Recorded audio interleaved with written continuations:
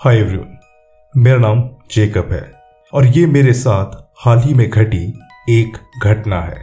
मैं पेशे से एक इंजीनियर हूँ और एक सॉफ्टवेयर कंपनी में काम करता हूँ। मेरे बचपन का दोस्त है सैम और उसने मुझे एक दिन कॉल करके कहा कि वो एक हाइक पे जाना चाहता है। ये जिस ट्रेल के बारे में कह रहा था वो ज़्यादा बड़ी तो नहीं थी और हम बस 2 दिनों में ही अपने घर में भी वापस आ जाते। सैम वैसे नेचर के करीब रहना बहुत पसंद करता है और उसके लिए 1 हफ्ते या 2 हफ्ते भी अकेले जंगल में गुजार देना कोई बड़ी बात नहीं है। सैम और मैंने फोन पे तय किया कि हम कहाँ मिलेंगे और हमारा प्लान फाइनल हो गया। हम जियोन नेशनल पार्क में जाने वाले थे। फ्राइडे शाम को मैंने अपना काम खत्म किया और गाड़ी निकाल के सीधा इस जगह के लिए निकल जाता हूँ। सैम वैसे दूसरे शहर में रहता है तो उसे भी अपने शहर से ड्राइव करके सुबह तक जियोन नेशनल पार्क पहुंचना था। मेरा काम लगभग शाम को 6 बजे खत्म होता है और मैं ऑफिस में ही एक शावर लेता हूँ और गाड़ी लेके फिर मैं निकल गया। मैंने सुबह ही अपने साथ अपना सारा सामान पैक कर लिया था जो कि मुझे इस ट्रिप पे लगने वाला था, तो इसीलिए मुझे शाम को वापस घर जाने की जरूरत नहीं थी। मेरी ड्राइव काफी ठीक रही और मैं सुबह 4 बजे तक यहां पहुंच जाता हूं। मैंने पहुंच के जब सैम को फोन मिलाया तो वो लगभग 1 घंटे पहले ही आ चुका था और उसने कहा कि वो पार्किंग में गाड़ी के अंदर सो रहा है।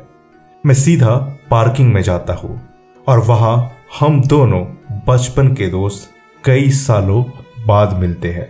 अभी उजाला होने में थोड़ा समय था तो सैम ने कहा कि हम थोड़ी देर आराम कर लेंगे और फिर हम हाइक के लिए निकल जाएंगे।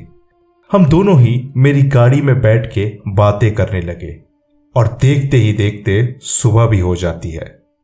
सैम अपने साथ पैक करके कुछ हैम एंड चीज सैंडविच लाया था तो हम दोनों ही उसे खाते हैं और फिर अपनी हाइक के लिए निकल जाते हैं। हमारा प्लान ऐसा था कि हम लगभग 12 घंटे हाइक करके एक ऊंची चोटी पे जाएंगे।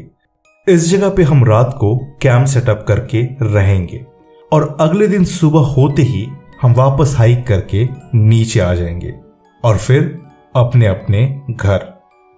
जैसा मैंने कहा कि हमारी ये ट्रिप छोटी थी और हमें पता था कि इस ट्रिप में खास कुछ रोमांचक नहीं होने वाला।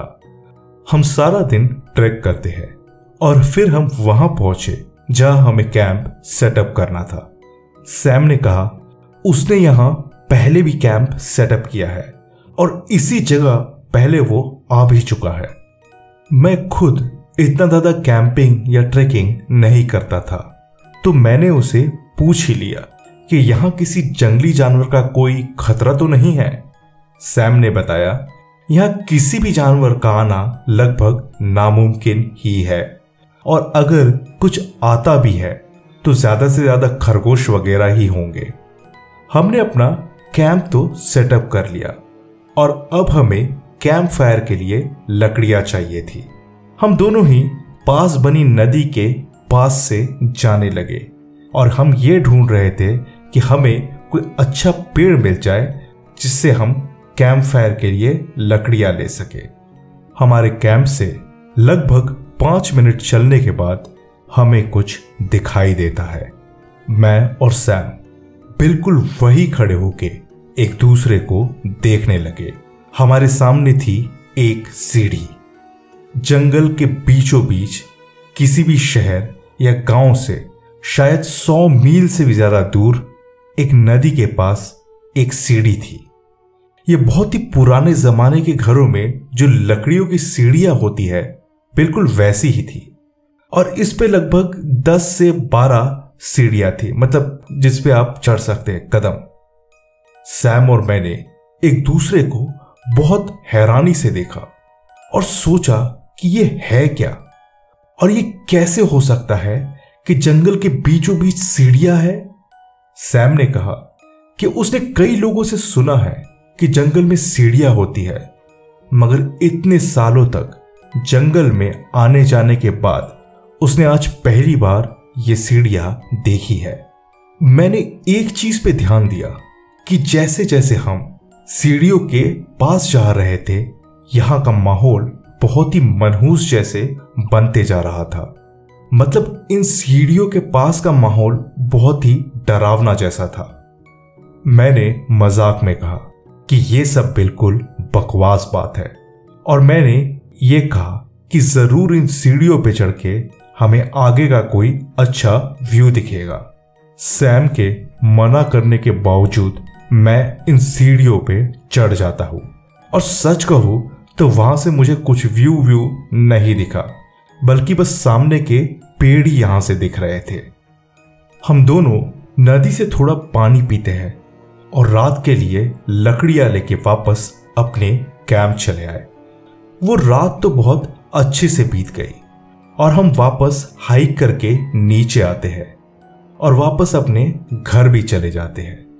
अब इस घटना को लगभग 2 हफ्ते बीत गए हैं और पिछले 1 हफ्ते से मेरी तबीयत बहुत खराब है और मुझे बस रात में सपने में वो सीढ़ियां ही दिखाई देती है।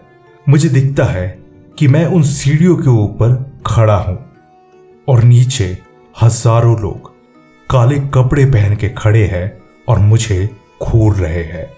हर रात ये सपने बद से बदतर होते जा रहे हैं और अब मैं बस ये सोच रहा हूं कि क्या मैंने उन सीढ़ियों पे चढ़ के कोई गलती तो नहीं कर दी। मैं कल ही एक डॉक्टर के पास जाऊंगा और उसे इस बारे में बताऊंगा और पूछूंगा कि ये मेरे साथ क्या हो रहा है। अगर आपको पता है इन सीढ़ियों के बारे में या फिर ये मेरे साथ क्या हो रहा है तो जरूर मुझे बताएं, शायद इससे मेरी कुछ मदद हो सके। हाय एवरीवन, मेरा नाम एरिक है और ये मेरे साथ हुई एक घटना है। इस वक्त मैं 17 साल का ही हूं और ये घटना जब मेरे साथ हुई थी उस वक्त मैं तो बस 10 साल का था। मैं न्यूयॉर्क में रहता हूं। हाँ, मैं जानता हूं कि अगर मैं न्यूयॉर्क कहूंगा तो आपको बड़े बड़े शहर और ऊंची ऊंची इमारतें ही लगेंगी, मगर नहीं। मैं इन बड़े शहरों से बहुत दूर एक छोटे से टाउन में रहता हूं जो कि पूरा जंगलों से घिरा हुआ है। हमारे यहाँ नेशनल पार्क में घूमने आने वाले बहुत से सैलानी आते हैं और इस टाउन का एक बड़ा हिस्सा इस नेशनल पार्क पे घूमने आने वाले लोगों के ऊपर ही निर्भर है अपनी जीविका के लिए। मेरे पापा इस टाउन के मेयर ऑफिस में काम करते हैं और हमारा पड़ोसी मिस्टर स्मिथ भी पापा के साथ ही मेयर ऑफिस में है। मिस्टर स्मिथ का बेटा जैक मेरा बहुत अच्छा दोस्त है। हम दोनों ही बचपन से अच्छे दोस्त रहे हैं, यानी लगभग 4 या 5 साल की उम्र से, और जैक मुझसे लगभग 7 महीने ही छोटा है। मुझे और जैक को आदत थी कि हम अपने घर के पीछे से जंगल में चले जाते और ये जंगल आगे चल के उस नेशनल पार्क में मिलते थे। मैंने जैसे कहा कि उस वक्त हम दोनों ही काफी छोटे थे और एक बार अपनी गर्मियों की छुट्टी में हम घर से अपना लंच पैक करके निकल गए। हम दोनों को ही घर से लंच पैक करके दिया जाता और हम सारा दिन जंगल में खेल के शाम तक वापस घर आ जाते। हमें यह सख्त हिदायत थी कि हम दोनों ज्यादा दूर नहीं जाएंगे और हम अंधेरा होने से 2 घंटे पहले ही घर आ जाए। इस दिन हम दोनों अपनी रोज वाली ट्रेल पे चल के आगे जा रहे थे कि अचानक जैक ने कहा कि क्यों ना हम आज किसी दूसरी ट्रेल पे जाए। मुझे ये बात सुन के तो बहुत अच्छी लगी, पर फिर मैंने सोचा कि क्या होगा अगर हम खो जाते हैं तो। मैंने जैक को मना कर दिया और हम अपनी रोज वाली ट्रेल पे ही चलने लगे। थोड़ी देर और आगे जाने के बाद मैंने देखा कि जैक का मुंह बिल्कुल उतर चुका है और फिर मैंने भी सोचा कि चलो आज एक दूसरी ट्रेल पर ही जाया जाए और देखा जाए कि वहां है क्या।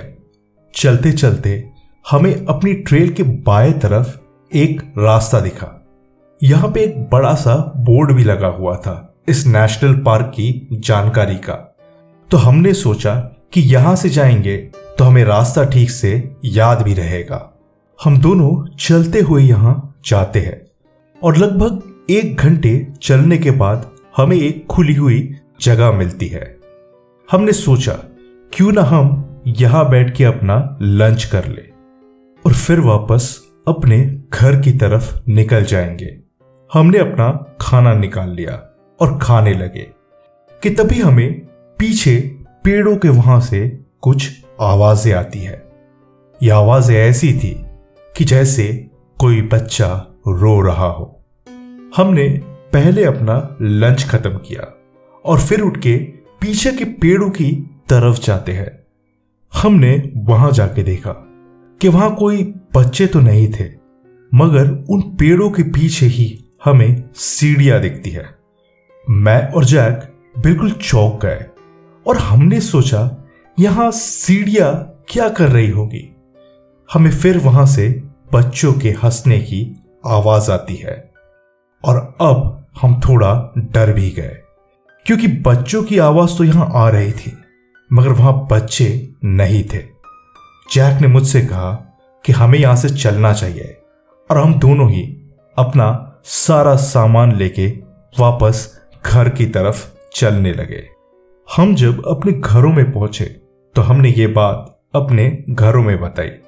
जैक के पापा मेरे घर आते हैं और उन्होंने मेरे पापा से बहुत देर तक कुछ बातें की।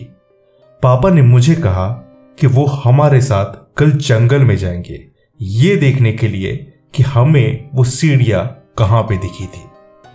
अगले दिन सुबह जैक और हम दोनों के पापा वापस हमें उसी जगह पे ले गए।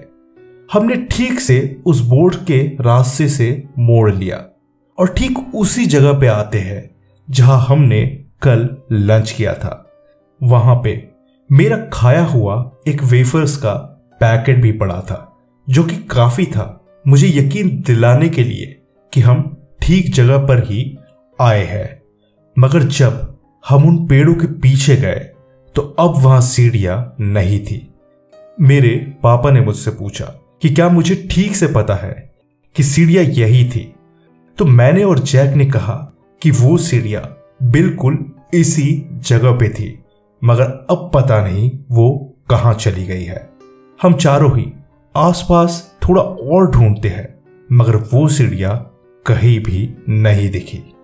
हम वापस अपने घर की तरफ चलने लगे और पापा ने मुझे बताया कि आगे से हम इस ट्रेल पे कभी ना आए और उसी ट्रेल पे जाए जहां हम हमेशा जाते हैं।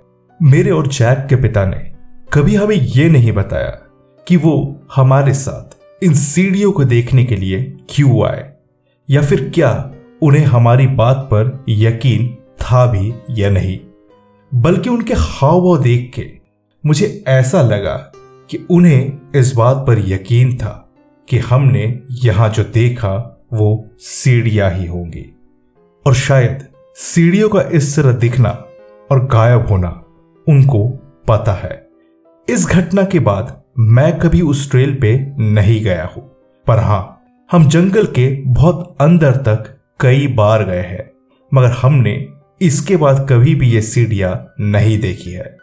मैंने इंटरनेट पे जब पढ़ा कि ऐसी सीढ़ियां जंगल में कई बार दिखती है तो मैं थोड़ा चौंक जरूर जाता हूं, मगर हां यह अच्छा हुआ कि ना ही मैं या जैक उन सीढ़ियों के पास गए और ना ही हम दोनों में से कोई इन सीढ़ियों पे चढ़ते हैं।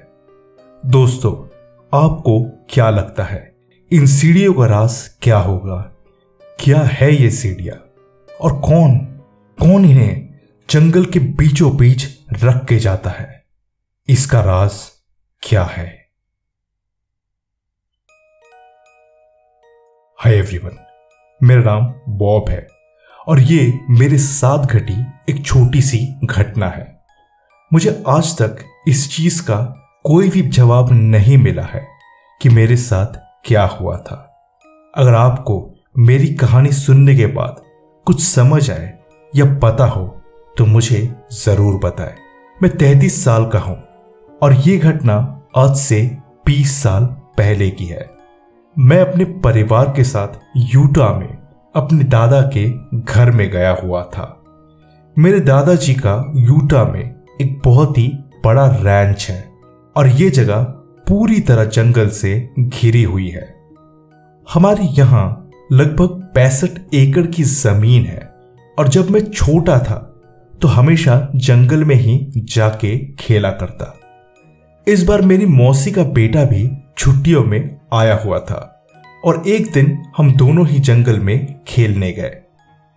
शुरुआत में हम दोनों बहुत देर तक हाइड एंड सीक खेल रहे थे, पर बाद में हम थोड़ा बोर हो गए और हमने जंगल के अंदर जाके कुछ खेलने का सोचा।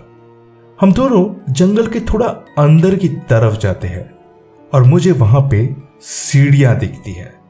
मैं छोटा ही था और मुझे कुछ समझ नहीं आया तो मैं सीढ़ी के ऊपर सीधा चढ़ जाता हूं।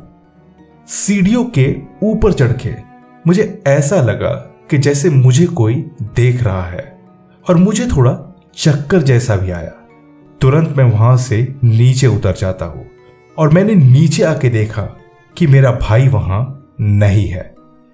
मैं उसे आवाज लगा ही रहा था कि मुझे मेरे पापा की आवाज आती है जो कि मेरा नाम लेके पुकार रहे थे। मैं तुरंत आवाज की तरफ जाता हूं और तभी वहां मैंने अपने पापा, माँ, दादाजी सबको देखा। वो सब मुझे देखते ही बहुत खुश हुए और उन्होंने मुझे अपने गले से लगा लिया।